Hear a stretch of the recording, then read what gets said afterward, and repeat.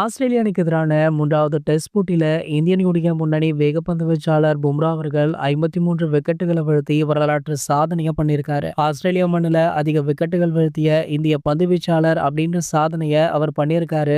ஆஸ்திரேலிய மண்ணில் கபில் தேவ் 51 விக்கெட்டுகள் வீழ்த்தி இருந்ததே இதற்கு முன்னாடி சாதனையாக பார்க்கப்பட்டது. அதனை பும்ரா முறியடித்திருக்காரு.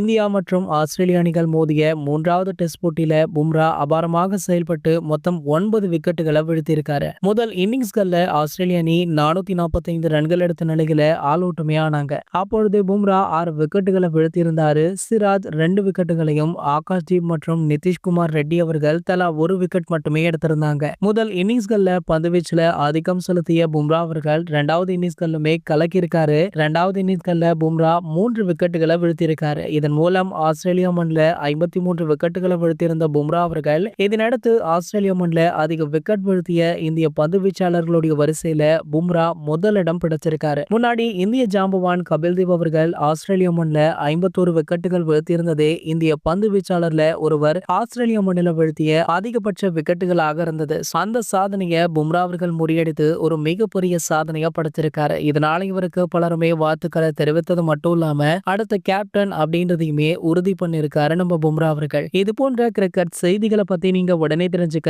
நம்மளுடைய தமிழ் நியூஸ் எக்ஸ்பிரஸ் சேனலை மறக்காம சப்ஸ்கிரைப் பண்ணிக்கோங்க.